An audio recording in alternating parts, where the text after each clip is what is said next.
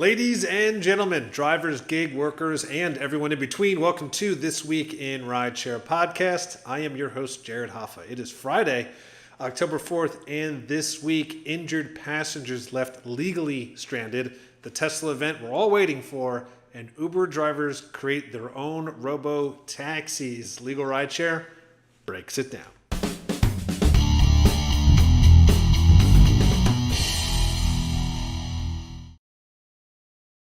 And from Legal Rideshare, I'm joined by the co-founder and lead attorney, Bryant Green. Bryant, happy Friday. Happy Friday, Jared. How you doing? Doing good. You know, I can't believe we're in October. This is insane. I feel like we were just talking about the summer and summer travel, and now it's October 4th. Crazy. I hear you, and I'm already chilly, so I'm not, It's not looking forward. right. It's one of these things. If you're in Chicago or the Midwest, it's like you get baked by the summer, and then you're like, oh, I wish it would cool down. But the Midwest, man, it gets cold, and it's gonna hit us quick. That's for sure. I'm not looking forward to it. Likewise. Before we get started, though, I do want to give a shout out to, we are doing a collaboration with the Gig Economy podcast.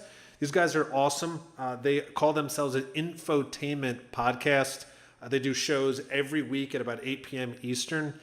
They cover a lot of the same type of topics that we do. They covered things like Waymo, Amazon Flex, Lyft glitching out. So they do this podcast every week on all the major platforms. Obviously, you can find them on YouTube and Apple Podcasts and things like that. And also, Bryant, you've been on the Gig Economy podcast in the past, so they'll even have people on like Bryant to discuss policy. Yeah, no, it's really great. I really enjoy connecting with people in the community, and we've all got similar interests in mind here. We're all trying to do better for the rideshare and gig economy communities. So, it's great to collaborate, and we're just happy to, share information with both of our audiences and hopefully push the right agendas forward and make this better for everybody. 100%. So yes, guys, Gig Economy podcast. Check them out. That being said, we're gonna jump into our stories. This week is some doozies in these stories here. The first one: injured riders can't sue. This has been all over the place. I think even Torsten covered this.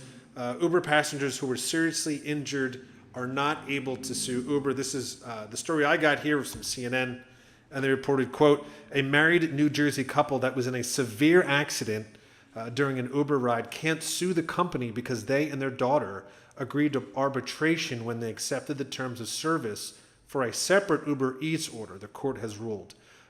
Georgia had sustained several fractures throughout her body, including cervical, lumbar, spine, and rib fractures, and other physical injuries that required surgeries and other procedures. Meanwhile, John has diminished use of his left wrist and fractured sternum. They tried taking Uber to court for a jury trial, but a court recently ruled they can't because they previously agreed to Uber's updated terms and conditions requiring arbitration. Bryant, this is wild. I'm sure you know all about this. And it's really scary. I don't know if you kind of want to break down what's going on here. It is really scary, and it's unfortunately common. So companies like Uber and Lyft bury these arbitration clauses in their agreements. And with Uber, you're signing various documents to use their rideshare app, to use their Uber Eats app. You're just kind of clicking through. Everybody does it. Agree, sign, submit. Okay, let me place this order for some McDonald's. And little do most customers understand that these arbitration agreements have very vast and important effects on litigation cases. So this couple gets in a car accident in an Uber. They suffer very severe injuries. And most of the time when that happens, you go through the court system. You're able to present your case to a judge, to a jury, do discovery, which means pass information back and forth, learn about various issues that may have affected the company, or notice that they may have had, for instance, that the driver might not have been safe, or you could think of 1,000 different things that you might learn through that process. When Uber says no, we're not going through the court system, we're going to use this arbitration clause and force you to go to private arbitration, you lose a lot of those mechanisms for discovering information. You lose the jury system, meaning it's not your peers that are deciding how much your case is worth, but rather some independent oftentimes retired judge, or sometimes it's a lawyer that's appointed by Uber. There's the case is just stifled, and the ability to collect the full value and to get the information that you need to prosecute your case is severely limited. And there's a real reason why this is big news, and it's because it's putting out into the public how damaging these arbitration clauses are, and the fact that many state courts are upholding them. So you might think this is unconscionable. How can a couple be prohibited from fighting their claim and presenting their case to a jury based on something that they and their daughter clicked on to order an Uber Eats delivery? Well, unfortunately, that's what we're seeing, and the courts are upholding it. And the couple is in a much worse position today than they would have otherwise been.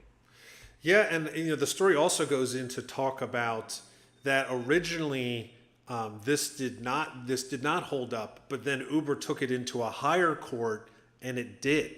So once again, it shows, we talk about this all the time on the show, is that a lot of times Uber will just push their way into getting what they want through the courts, and they just have the money to do so. So they will make it so eventually people just get exhausted, whether it's financially or physically or emotionally, and they get their way.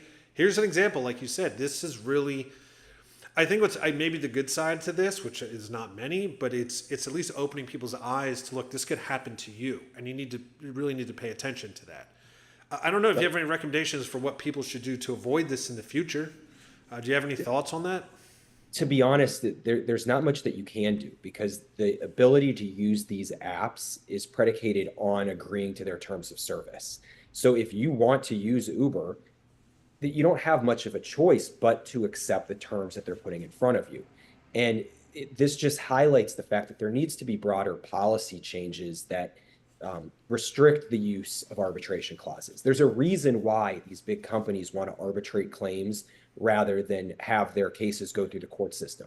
It's often cheaper. It means that there's less information that they have to produce. It means that oftentimes awards are far less. It prohibits people from trying to do class action lawsuits. So these only benefit the big company, and we need to prioritize the community, the small person who is trying to get what they're rightfully entitled to, as opposed to the big corporation who's just trying to save some expense, save some embarrassment, and evade responsibility for damages that they cause. So my advice is, go to your congresspeople, go to your state legislatures, and try to do something about these arbitration clauses, because they're snuck in everywhere. It's not just Uber, it's not just Lyft.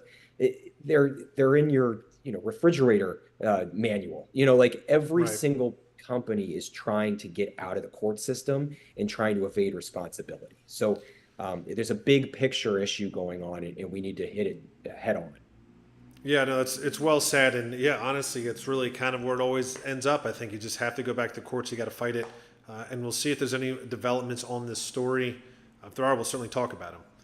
We're going to head into the next story, the big Tesla Robotaxi event. So, what can we expect from this big Tesla Robotaxi event? This is from Axios, and they've reported, quote, the billionaire CEO will host an event on October 10th in LA, where he's expected to reveal a cybercab prototype and share the latest advancements in Tesla's full self-driving technology.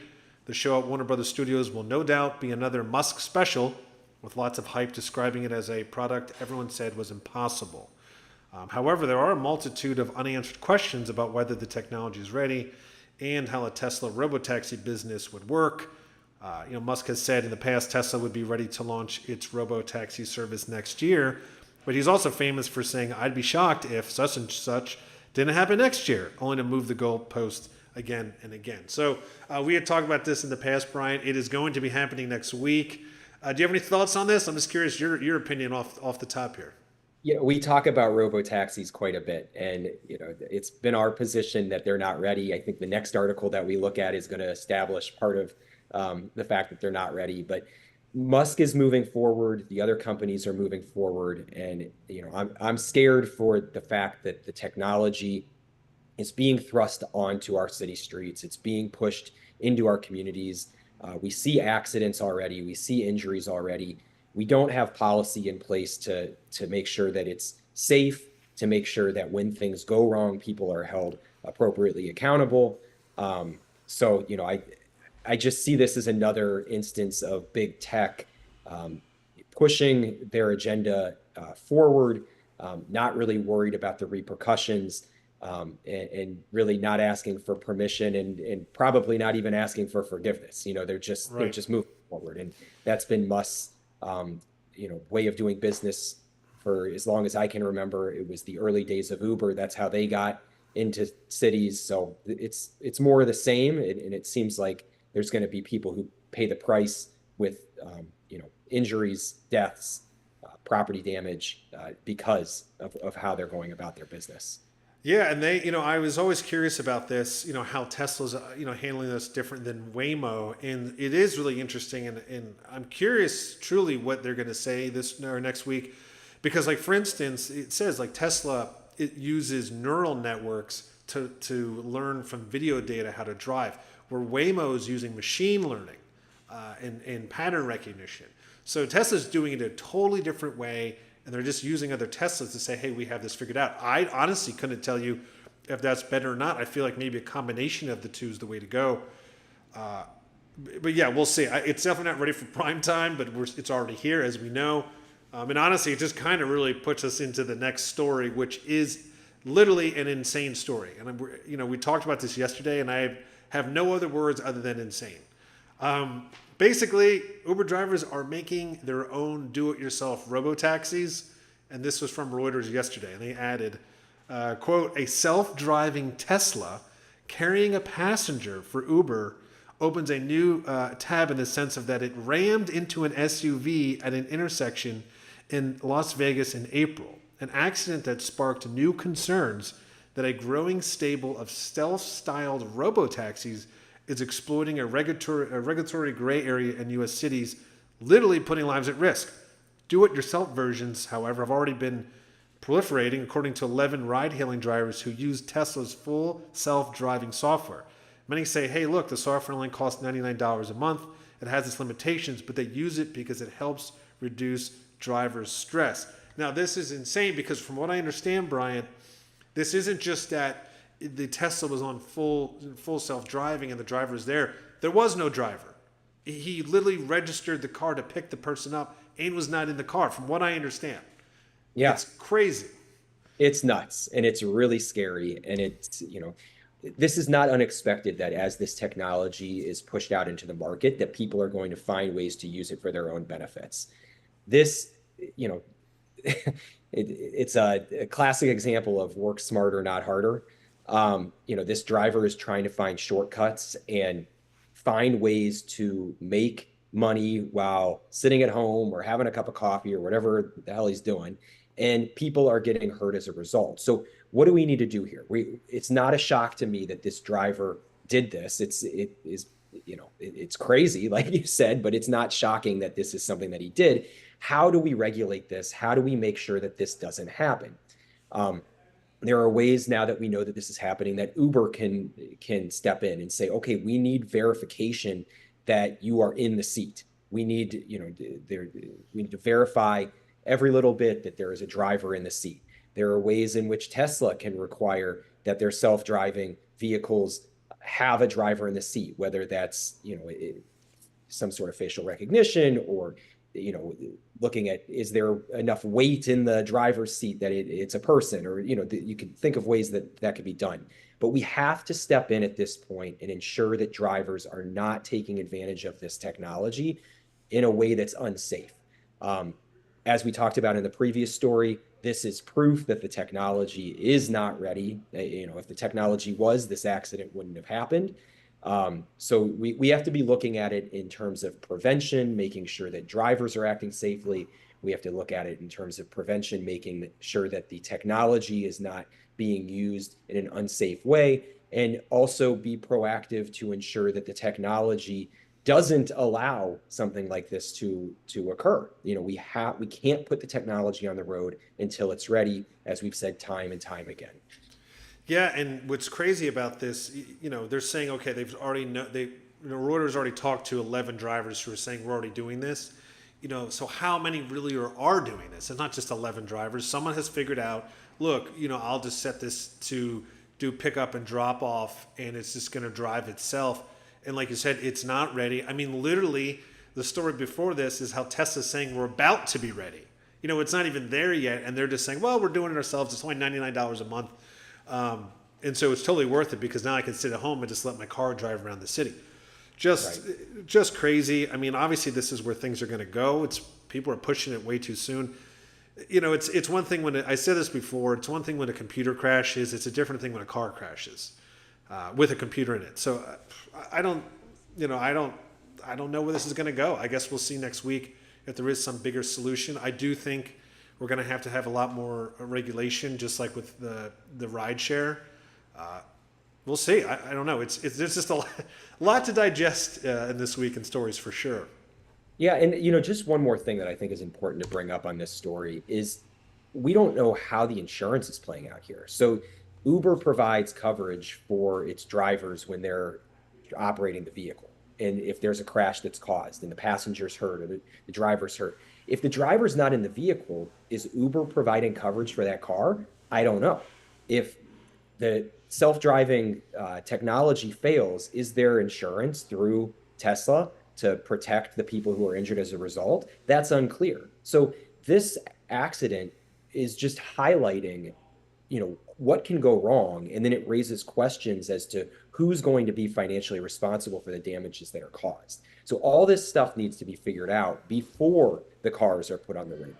And as we're seeing now, it hasn't been resolved. We don't have those answers. The cars are crashing and people are getting hurt. So, we're going to have to watch and see what happens here and how those people are made whole and who makes them whole. But I've got a feeling that there's going to be a long contested battle about who's responsible. And frankly, I'm not sure that there's an insurance policy to go after at this point in this sort of event. So, I want to see how it plays out. I want to see who steps up, if anybody steps up, and we have to get regulation in place to prevent things like this from happening and to lay out clearly who's responsible when they do. Yeah, 100%. I mean, obviously, this is a kind of a legal mess at the moment, and we are going to definitely see changes for sure. Who knows what we'll be talking about in a couple of weeks or a couple of months from now. But that is this week's Rideshare. I'll give you the floor, Brian, before we head off into the weekend. Yeah, we always remind everyone to reach out to LegalRideshare if you ever find yourself in an accident or injured on the job. We represent drivers, passengers, victims, anybody who's injured in a rideshare or gig-related event. Please reach out to us soon after the event. Accident and injury claims do not get better with time. You can find all of our contact information at LegalRideshare.com.